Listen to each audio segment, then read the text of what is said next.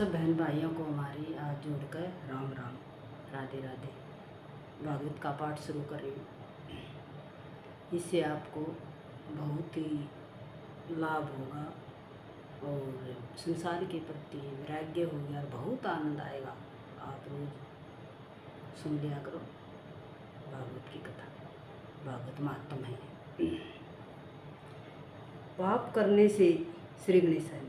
पाप करने में मनुष्य जितना सावधान होशियार रहता है उतना पुण्य करने में नहीं रहता है।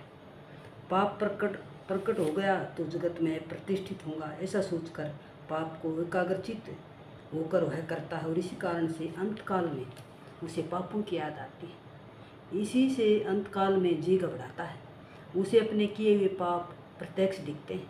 वह समझता है कि मैंने मरने की कोई तैयारी ही नहीं की, मेरा अब क्या होगा। मनुष्य और तो सभी कामों के लिए तैयारी करता है परंतु मरने की तैयारी करता नहीं है। जिस प्रकार शादी की तैयारी करते हो उसी प्रकार खुशी से धीरे धीरे मरने की भी तैयारी करो। मौत के लिए सदा सावधान रहो। मृत्यु अर्थात परमात्मा के बीते हुए जीवन का हिसाब देने का पवित्र दिन। श्री भगवान पूछेंगे, मैंने तुम्हें आंखें दी, तुमने उनसे क्या किया? कान दिए थे, तुमने उनका क्या उपयोग किया? तुम्हें तन और मन दिए थे तो उनका तुमने क्या किया? इस हिसाब में जो गड़बड़ होगी तो घबराहट होगी ही। साधारण इनकम टैक्स ऑफिसर को हिसाब देना होता है तो भी मनुष्य को घबराहट होती है और वह ठाकुर जी की प्रार्थना करता है कि हे प्रभु, मैंने तो अलग अलग बही बना रखी है परंतु तुम मेरा ध्यान रखना। 1 वर्ष के हिसाब देने में इतनी घबराहट होती है तो फिर सारे जीवन का हिसाब देते समय क्या दिशा होगी? प्रभु ने हमें जो दिया है उसका हिसाब देना ही पड़ेगा।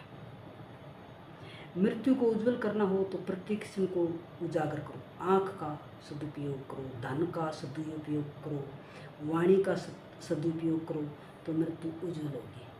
प्रत्येक क्षण जो ईश्वर का स्मरण करता है उसी की मृत्यु सुधरती है। श्री भागवत मृत्यु सुधारता है। रोज शमशान में जाने की जरूरत नहीं है परंतु शमशान को रोज याद करने की जरूरत है। श्री शंकर शमशान में विराजते हैं, विज्ञान के देवता होने से शमशान में विराजते हैं। शमशान तो ज्ञान भूमि है, शमशान में समभाव जागते हैं, अतः ज्ञान प्रकट होता है। इसलिए शमशान ज्ञान भूमि है, जहाँ समभाव जागे उसी का नाम शमशान है। समभाव का अर्थ है असंभाव का अभाव। समभाव ही ईश्वर भाव है। मनुष्य सब में समभाव रखकर व्यवहार करे तो उसका मरण सुधरता है। सर्व में समभाव ईश्वर भाव जागे तो जीव दीन बने, दैन्य भाव आए। परमात्मा को प्रसन्न करने का साधन भी दैन्य भाव ही है। मनुष्य को अमर होना है। श्रीमद् भागवत कथा